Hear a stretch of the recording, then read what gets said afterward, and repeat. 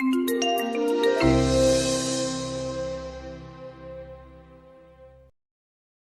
Ocaño, who is the Pacific Regional Director of Best Friends Animal Society and also oversees the NKLA initiative by Best Friends. So without further ado, Jose. Hi, everybody. Get my clicker. So, my name's Jose. I just moved here in May, so I'm brand new to all of this traffic and parking situation in LA from Tucson. And so, a little bit about my story is I grew up in Tucson, Arizona. So first of all, you're welcome. That's me as a child and my dog. And I literally grew up on the wrong side of the tracks. That's my house. And, it was actually a really tough place to grow up. And my mom was acutely aware of the environment. And so she was really adamant that I had the least amount of exposure to really bad stuff. And the way she kept me occupied was by allowing me to have whatever animal I wanted. So I had dogs and chickens and goats and peacock at one point. And I learned a whole lot about just responsibility and connecting with these animals. And I never actually understood what that would mean in the big picture of my life until something really sudden happened when I was 16 and my dad passed away. It was quite sudden. And I think when something like that happens, you just naturally start to question your own mortality, and you start to question, why am I here? And one of the things that I started to think about is all of the people that did grow up in the neighborhood that were my age, the people I either went to school with, the neighbors, the neighborhood kids. And I just started realizing that there was a trend of drugs, in jail, dead, some of them. And I just was unsure why that didn't happen for me. And I remember the following day, I was going through pictures for this collage in preparation for the funeral, and I actually found that picture. And I realized the difference was that I had this dog. And I realized I connected the dots that animals had saved my life. And I made this kind of promise to myself that I would spend the rest of my life dedicated to saving as many animals as possible. And so, I finished high school early, and I thought I wanted to be a veterinarian until I took OChem and realized that's not gonna happen. You're not smart enough for that. And so I thought, okay, well, I still wanna work with animals in a shelter, possibly. So I went to vet tech school. And I found myself working in a small practice. And I was really bored, honestly. And so one day, I got this task that no one ever wanted. I actually jumped at the opportunity for it. We had to go to the local pound to drop off some paperwork, some licenses. And so I was like, please send me because I can't handle one more of these boring exams. So I went to the local animal shelter. And I remember going there as a kid, and it was just, it really was a pound. So I walk in, and it's dark, and it smells, and it's loud, and it's kind of depressing, and I thought I should work here. So I don't know what that says about me, but I really just thought this would be a great idea. And I applied for a job there, and like any government job, it took 6 months to just even get an interview. I thought I've already let go of that dream. And so I got the job, and it was, there it is. That was actually my first week working at the shelter. So I remember walking in and thinking I'm here to save animals. That's the whole reason. I'm gonna get to save so many animals working at this shelter. And the supervisor's interviewing me, just asking me questions. I already had gotten the job, onboarding me. And then she starts asking me a really interesting line of questioning. And the first one is so have you given injections before? And I thought, yeah, as a vet tech, I do that all the time. And so she's like, how do you feel about restraining animals? And I was like, I'm comfortable restraining animals. That's something I do all the time. So she says, okay, stop. Come with me to the back real quick. And I thought she was just gonna give me a tour or something. And she takes me to this room in the very back, and there's a line of dogs there. And she drops this giant black toolbox on the table. And then she opens it, and I see what clearly is like euthanasia solution. It's blue. Like all of us who work in this industry, like call it, like it's very distinctive. You know exactly what you're looking at. And I looked at her really confused, and I'm like, well, I'm not a doctor, because I came from a practice where only doctors were allowed to do that. And so she was like, no, this is gonna be your job, and I need you to do all those animals, and you have 10 minutes.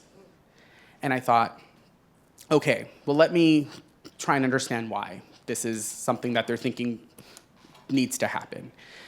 And so I asked simple questions. I'm like, why is this happening? You know, what's wrong with these animals? And so she just starts to say, well, that one sneezed, and they were all kind of in the same row, and we got 100 dogs in yesterday, and there's no room for them. And so this is your job. If you can't do it, then don't waste our time. And I realized at that time they lose so many people that they really did not want to invest any time in anyone unless they could do this. And I quickly realized, oh, this is what this job is. It's actually not about saving animals. So she kind of said, if you can't do this, just leave. And she walked out. So I'm just looking at these dogs for like the first few minutes, and I'm just my heart beating so fast.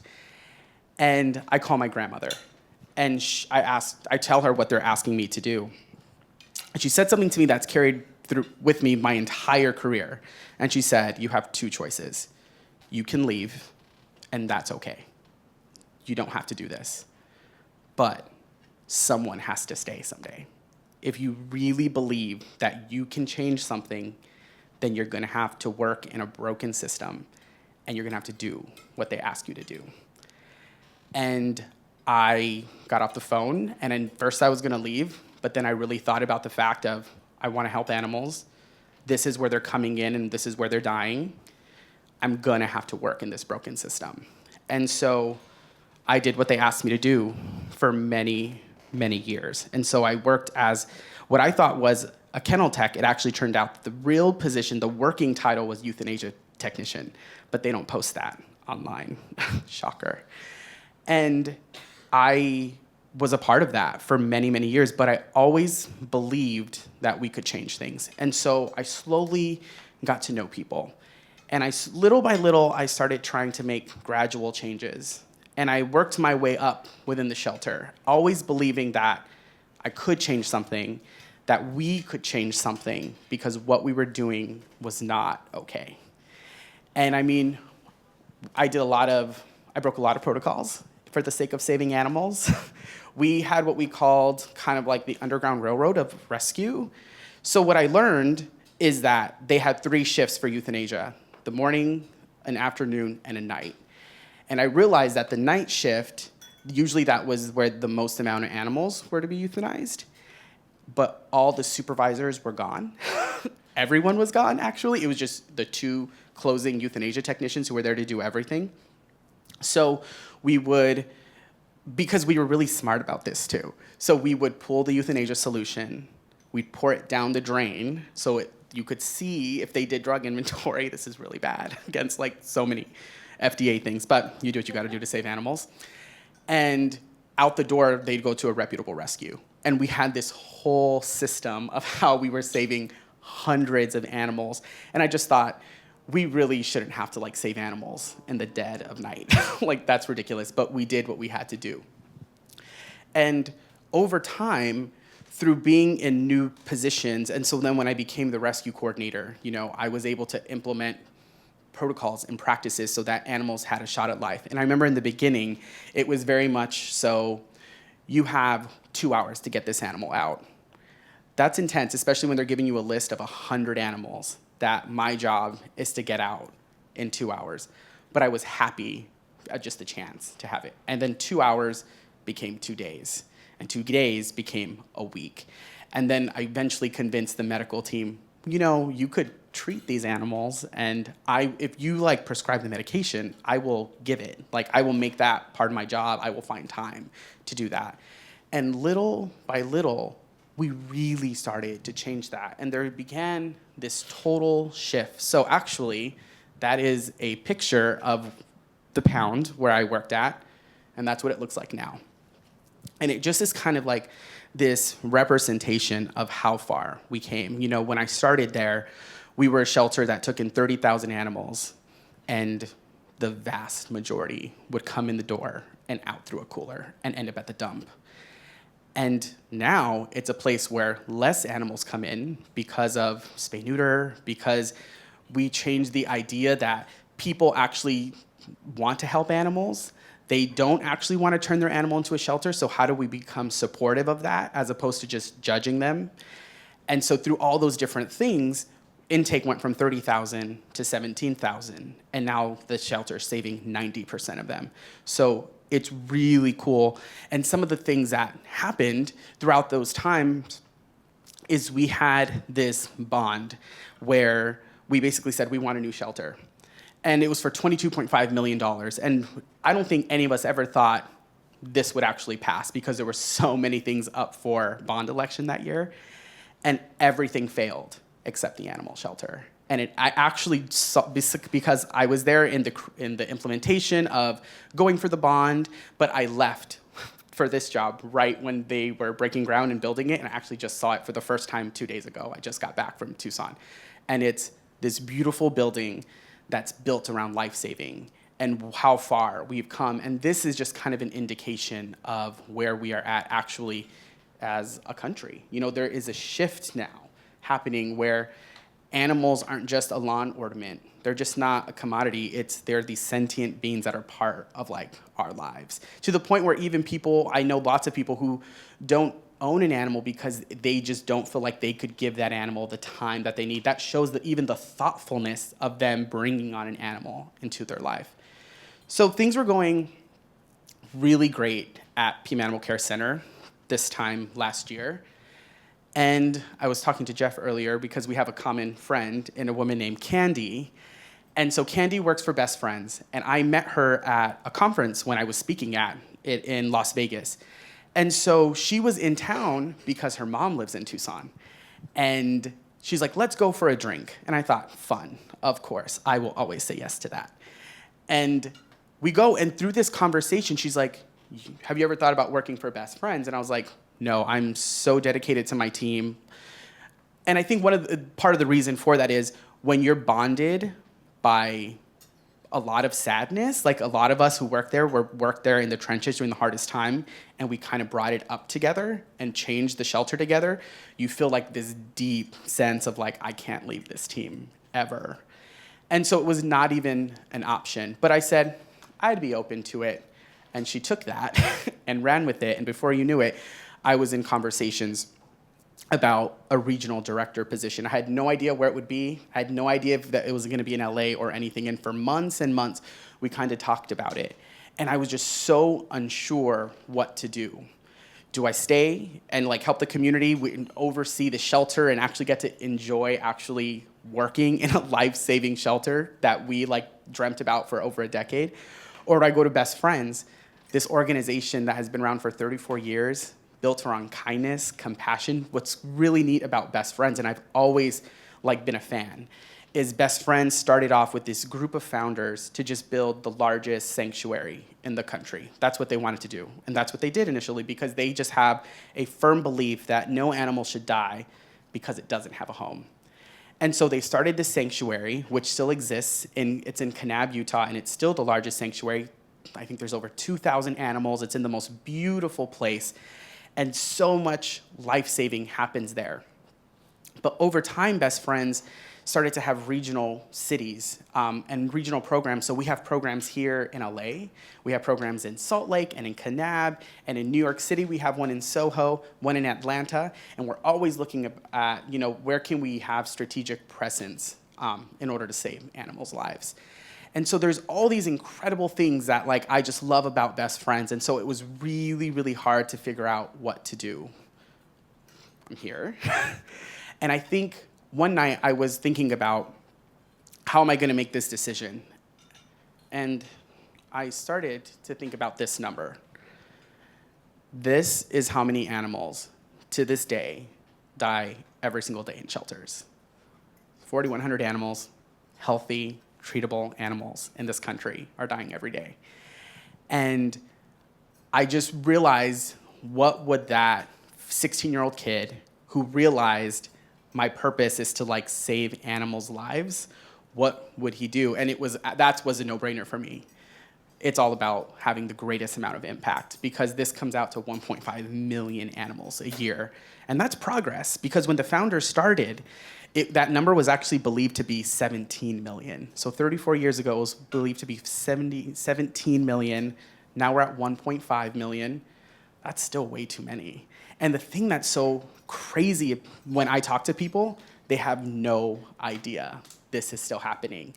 And we'll talk a little bit about Southern California later, but Southern California, it's happening in all of our backyards, especially here. And so I made the decision to come to LA. And what's really neat about where we live is, so Best Friends always had presence here. Best Friends was here, doing a lot of different types of cultivation, whether that was just getting supporters and telling them about all the cool things that were happening at the sanctuary in Utah. And so it's interesting when I talk to Francis Batista, who is one of the founders and he's the chair of our board. And he started with this idea, and then they were doing tabletops here at like different grocery stores, and now we have like these huge adoption centers here. So it's always cool to see the founders' reaction to things.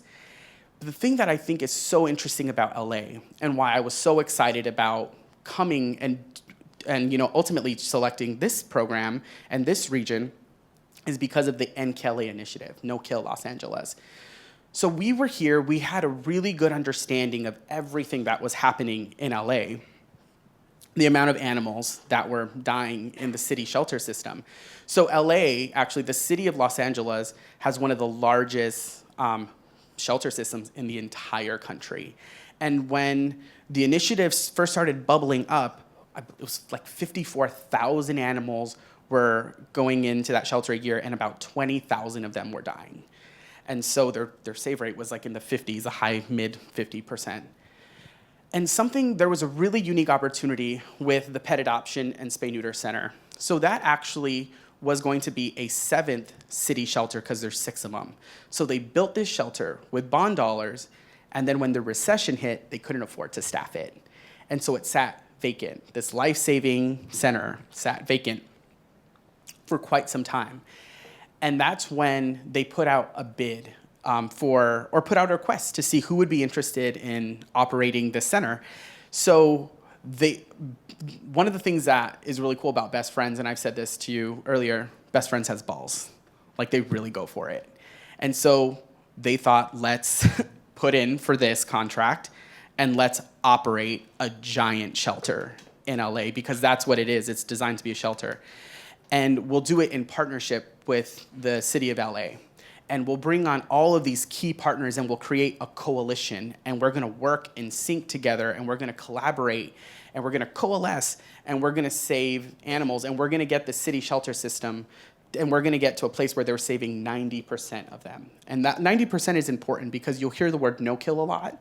And so the baseline for no kill is that 90% of the animals are being saved. The thing that I'll say about no kill and 90% is that one of my good friends, Arlen, said this, and I always stuck with me: 90% is the floor, not the ceiling. It's just that first benchmark, because you'll have places like Austin who are saving 97.7% of the animals that are going into their large shelter system. So that was where this whole coalition came from. And the idea was that all of our efforts will be to directly pull animals from the city shelter system. And so that's what we do at the Mission Hills location in the valley.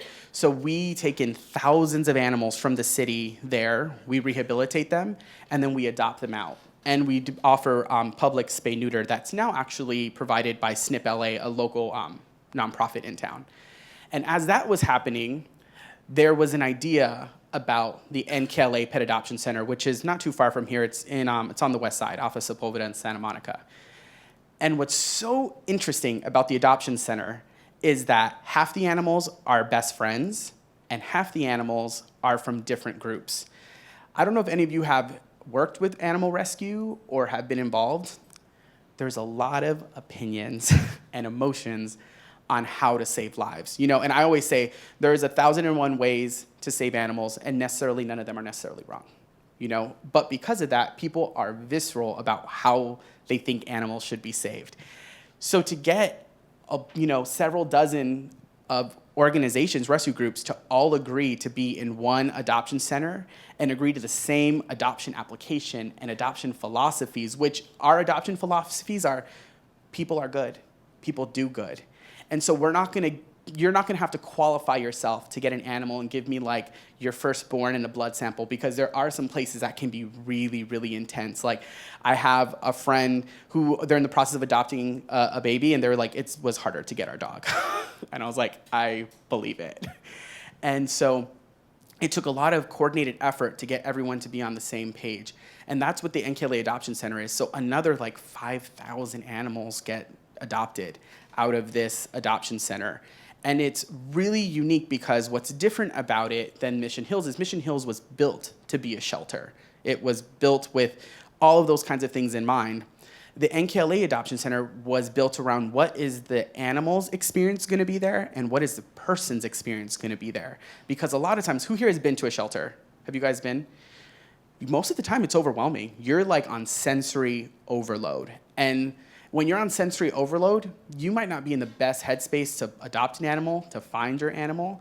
And so everything about this space is about how do we show animals in the very best light? How do we use technology actually as well to kind of promote these animals? Like the thing that is great about Best Friends is you'll never see animals behind bars in a kennel with a really sad song playing in the background. We always show them out of a kennel, really good pictures, trying to get that smile off them, because that is what people are going to be drawn to. So when you walk into actually the NKLA Pet Adoption Center, it has that feel like you want to be there. Like when I work there half the week, I love working there because it just has such a good vibe, and you can kind of see that when people go in, they want to be there. Some people just go there to hang out, and I think that's so important because animals are so intrinsic to our lives, and so the more we kind of redesign how we show animals, I think it's going to be really important how we engage the people moving forward. So these are our main initiatives here in LA, and we are making huge progress. So when we started the whole initiative, the total save rate, which is just it's the measurement for that 90%, for dogs and cats was at 57%. And last year it's closing at 87. That's huge. Like to get to that kind of to get to those metrics in a 5-year period is really incredible. And actually, when you look at dogs versus cats, you'll see that dogs actually are exceeding that 90% threshold. With cats, we have so much work to do. And that's because LA is very different in a lot of ways. But in LA, there is a lawsuit against the city that doesn't allow them to do progressive cat programming. So for instance, there's something called TNR. Have you guys ever heard of TNR before? Trap, neuter, return. It's the idea of feral cats. Everyone's familiar with like what a feral cat is. Just we call them community cats. So it's just a cat who lives outdoors. And so the best thing to do with those cats is to trap them, spay neuter them, vaccinate them. You cut the tip of their ear so you can see that they've been part of the program, and then you put them back. Because those cats are not social, so they're not adoptable, and so they die in shelters because of their behavior and their temperament. In LA, they're not allowed to do any of those they're not allowed to do those programs for animals that enter the city shelter system. So because of that, animals aren't getting spayed neutered in the community at the rate they need to, and when those animals do go into LA, it becomes almost a near-death sentence unless you find some other loophole to get them out, which is really, really hard. So for instance, LA alone gets 10,000 kittens a year. 10,000 kittens, 8 weeks or under. And when you get those kittens, especially when they're 4 weeks and under, which is a huge percentage of them, most people also don't realize that the majority of those kittens, those tiny baby kittens, they die because there's no way to feed them the amount of time they need to be fed, and the staff doesn't have the resources to care for them. So unless a rescue group or Best Friends pulls them, they don't have life-saving options. And so because we can't run the kind of programs we need to actually solve the problem, the kittens are just, every year, there's more and more kittens, or the population sustains. So with dogs, we've seen dog intake go down and we see live outcomes go up. And because we haven't been able to do what we really want to do with cats, we just see them coming in. And so we have to basically implement programs like nurseries and different things, which are life-saving, but they're Band-Aids to actually solving the real problem. But we'll continue to do that because it's the right thing to do to save those animals' lives. So it's really, really incredible to see how far we've come in the past, 5 years of the initiative. And so this year, everything we do is built around data. And that's where I think Best Friends is really unique. So much of animal welfare is built around anecdotes. Or I feel like people return animals because of this reason. It's like we don't even have a good system for many years of actually collecting, statistically, when are animals returned? Why are they returned? What are the zip codes? Actually using data to solve the problem. And so everything we do with Best Friends is actually extremely data-driven. It's the basis. Whenever I'm talking to groups and they start with I feel, I'm like, what does the data say? Not that your feelings are not important, but there is a data answer in what you're about to say. So let's actually solve the problem correctly. So we just actually went through our big kind of strategic planning for 2018, and everything we did was built around data and trends so that we can be the most resourceful with the resources that we have. And the future is actually looking really, really cool for Best Friends. So I think it was in 2016, I was in Salt Lake City at the Best Friends National Conference, and I was just there as a speaker.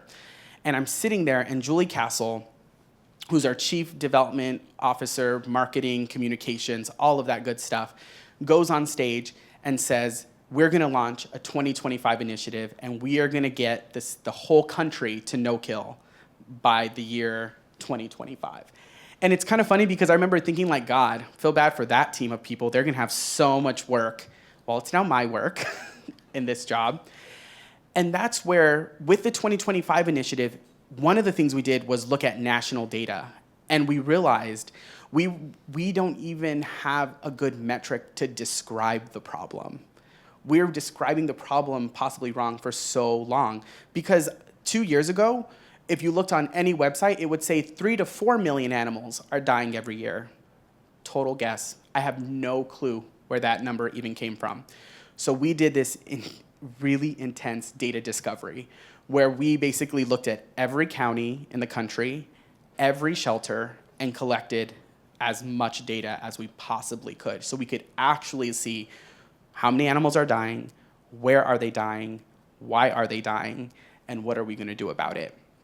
And so my role as a Pacific Regional Director is to kind of focus our initiatives in California, Washington, Oregon, Hawaii, and Alaska. So that's my part of the country that I'm responsible for.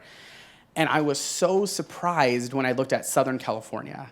So Southern California accounts for 10% of all the known deaths in the country. And it makes sense because Southern California has, in general, some of the largest shelters in the country. So you have San Bernardino that has massive intake, LA County, Bakersfield, all of these different places that so many animals are going in there. And because there's that high concentration, a lot of them are not making it out alive. So we have a lot of work to do in Southern California. But the reality is, it really is doable. That's the thing that when you look at 2025, and I thought, I don't know how that's going to be possible, but when you actually look at the data and look at if we just make a 2% impact every single year in our region, we'll get there. And that's a really doable thing.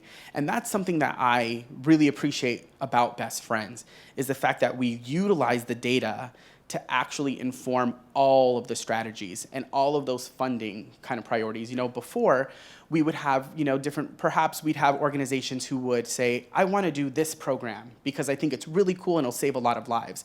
We now know, let me look at the data from your county and let me see if that would be more impactful. And in fact, I have to make some tough decisions sometimes and look at, actually, you guys are okay, and I need to put this resource here because that's actually where they really, really need it.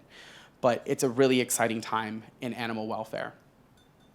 And this is where it's so important. This is my pitch to all of you. to get involved, because best friends and just all of us crazy animal people, we're not going to do it alone. Like, we really, truly aren't. We're not going to achieve it. We're not going to sustain it. We need people who are going to really help. And there's so many ways you can help. It's adopting. Who here has animals? Go get another one. No, I'm just kidding. I have 2 and I'm at like my wit's end. It's even fostering. You know, that's a temporary commitment, especially like in LA, fostering of kittens. You have all these organizations who are willing to pull these at-risk kittens from the shelter, but they need people to just like let them crash at their place for like 6 to 8 weeks. Like, if you have a spare bedroom, a litter box and some water, it's pretty easy actually to save kittens. That's why when I see when kittens are dying, I'm like, it's so easy. The solution for them is they need a bathroom and some time, or any room and some time to just grow up to be big enough to be at an adoptable age, which is usually 2 months. And even volunteering. You know, volunteering is really important. We have so many different opportunities within Best Friends, the local shelters, lots of different rescue organizations can always use volunteers. And of course, we can always use donations, because there's a lot of work to be done. And there's a lot of that work requires resources. It requires funding, you know, groups who want to do even more, or groups who want to do something but need some seeds, you know, to really grow it. At minimum, I feel like everyone can advocate. Like, you know more now. How many of you, I'm curious about this, how many of you knew that this many animals were dying a year? How many of you knew that Southern California was like one of the worst places in the country for animals? Most don't.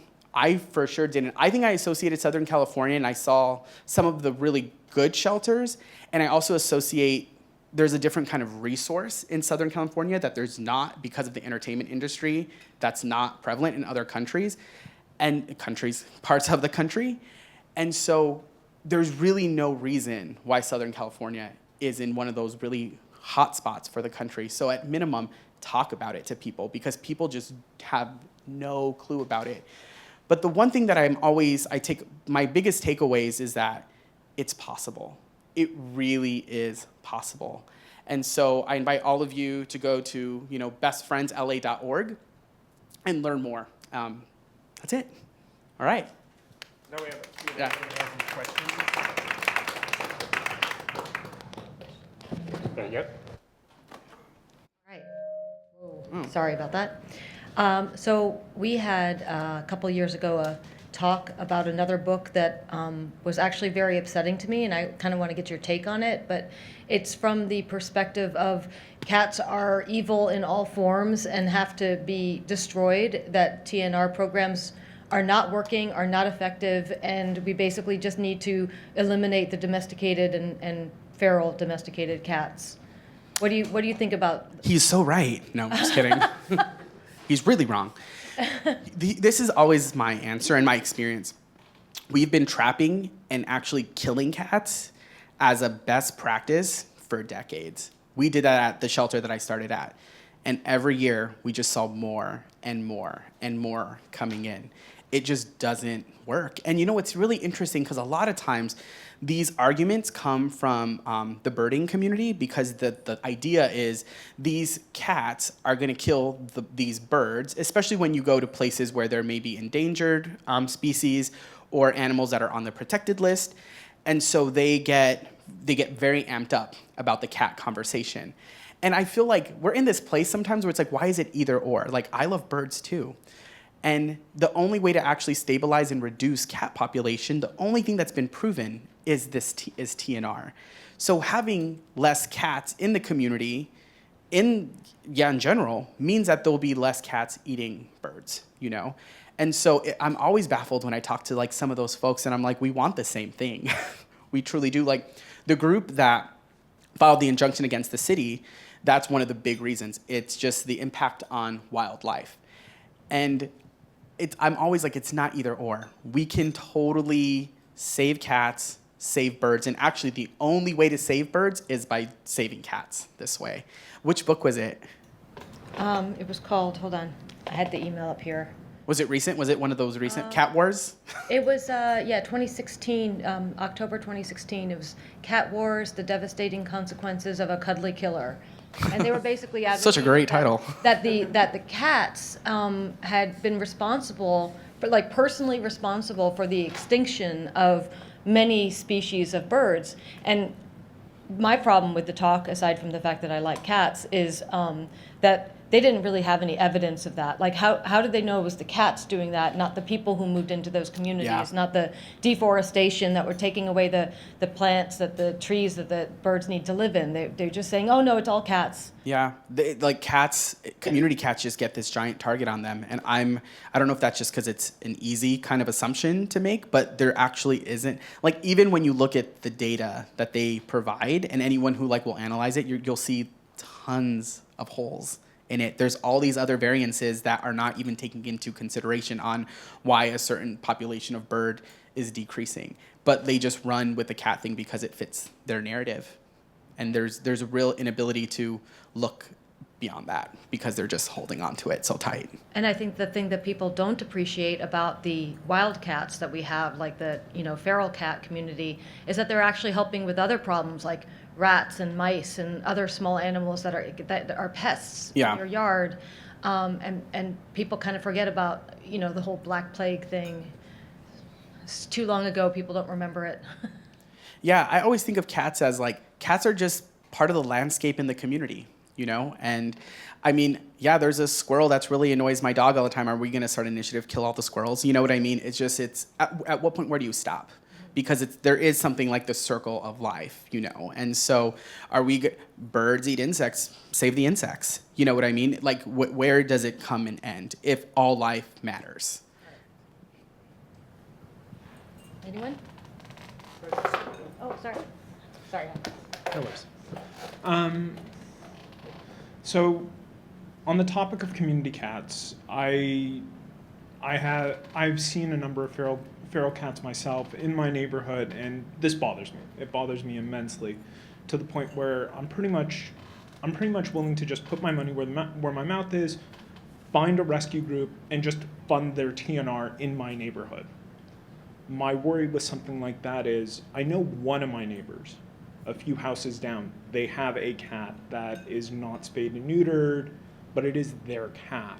Like, in that sense, I'm worried sort of, like, hey, what's my liability? What's my thing? I'm kind of assuming that you have a general answer. Like, you guys have been there, you've done that, you've dealt with some owner who said, no, I have purposely kept my cat unspayed, unneutered, and now you've just destroyed that. What? Is it chipped? I don't know. So I haven't caught the cat. Right. That would be my first question, is if it's not chipped, then it's kind of fair game for a TNR program. And the cat's running around at large. I mean, I think that's...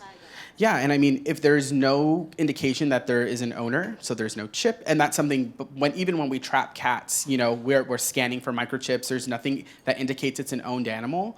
It is just a loose cat, and so there is onus on that person, one who allows their cat to go out and free roam, but also the cat has no identification, And so we practice TNR programs all over the country. I think we're actually like the expert on it because we do it really well. That my first introduction to Best Friends actually was we received a huge $1 million grant to start a TNR program in Tucson. And there was no liability necessarily on the animal shelter, on the groups who were also participating in it, or on Best Friends, because they're strays and they're at will and at large. So do it. Can I get your business card so you can hopefully Yes. get me in touch with Sure. to do And that? do you return the cat if it's like already chipped? Like if you catch a cat that for the TNR program, Do you just give it back or take it back to the owner if it's chipped? You don't like spade it or neuter it? Yeah, so if an animal actually were to come in with identification, then we're going to do everything we can to find that owner. Usually that involves like a holding period. So, in the shelter system, if you brought in a cat that normally would qualify for that program and it had a chip, then you just have to hold it the mandated time and do the things that the ordinance says, which is you have to make attempts to contact the owner. So you're calling the number that's associated, you're sending a letter, and you have to hold it for a minimum time period. If no one comes forward, then the cat would get TNR'd that way and then go back. And what's interesting is cats in animal sheltering actually, like, they die really a lot of times disproportionately to dogs. And there's lots of actually research out there that shows by actually TNRing the cat and putting it back, it's way more likely to go home and to act, because it knows where it lives. People don't reclaim their cats in shelters. Like, I think the average rate is maybe 1% to 2%, while dogs is in the 20 to 25% nationally. And so when a cat goes into a shelter, it's very unlikely that its owner is ever going to find it. But if you actually put that cat back where it came from, the chances are so much more higher that it's going to go back home. So it's always interesting. Yeah. I have two questions, but they're fairly quick. First one is, first of all, thank you for using data. It tells a really powerful story, so that's helpful. My question, though, is we talk a lot about dogs and cats. I'm curious about other animals and initiatives that maybe Best Friends is involved with for rabbits or other animals as well. Yeah, so at our sanctuary, we have livestock, we have birds, we have wildlife. But there was at one point, Best Friends was trying to do it all in so many different aspects. And we realized we need to have a concentrated effort. And so because it's cats and dogs that are dying in shelters, that's where we started to really focus in our efforts. It doesn't mean that after 2025 or something that an initiative won't change to include something different. And certainly, even when we were in Houston for the hurricane, which was intense, people would come with animals that weren't cats and dogs, and it wasn't like, sorry, we don't do that. If they came to us, we're like, okay, we're going to figure it out. Or we'll refer them to someone who can. But it was really a conscious decision to really zero in on something so that we could be the most impactful as possible, so that our efforts aren't diluted. That makes sense. My other question is, I think, even quicker, which is Strut Your Mutt. Super cool event. I had a chance to participate in it 1 year. Can you talk about that event a little bit? Yeah. How we can get involved, and maybe if there's 2018 events on the books? Yes. I don't know if they're on the books for Strut Your Mutt, but Strut Your Mutt is actually really, really cool. So we do this giant kind of event where people can bring their own animals and they can fundraise. And all of the proceeds that we bring on board actually go directly back to the rescue groups. So for instance, if I was a rescue organization, I could start a Strut Your Mutt campaign and get all my friends to join, and they all show up and they register and they donate, and 100% of those proceeds goes back to that organization. So Best Friends is a national brand, and we are really good about telling our story and telling other people's story. So it's important for us to use our platform to also serve our network partners and the organizations that are hand in hand with us doing a lot of the work in the trenches. So Strut Your Mutt is something really fun. You can volunteer, you can bring your own animal. Even if you don't, it's just like a cool place. It has a cool festival vibe. Even going to hang out is really neat. So actually, I'll give you information as it gets closer, and then you can disperse it in case anyone wants to volunteer or partake in the festivities. I think I have to MC it. I've been trying to dodge it, but I'm pretty sure that's happening. Thank you. Yeah. Anything else? All right. You mentioned that when you were initially working at the shelter, that at midnight you would be trying to get these Broke all of our protocols. Uh-huh. Why was there any resistance to handing these dogs off to these rescue groups? That is such a good question. I think it's twofold. The first is this idea that the community is like public enemy number one. People suck. People are bad. These rescue groups, they're just hoarders. They don't really want to help animals. The secondary thing is when you have to euthanize and kill tens of thousands of animals, and I'm thinking of the generation who was there before me.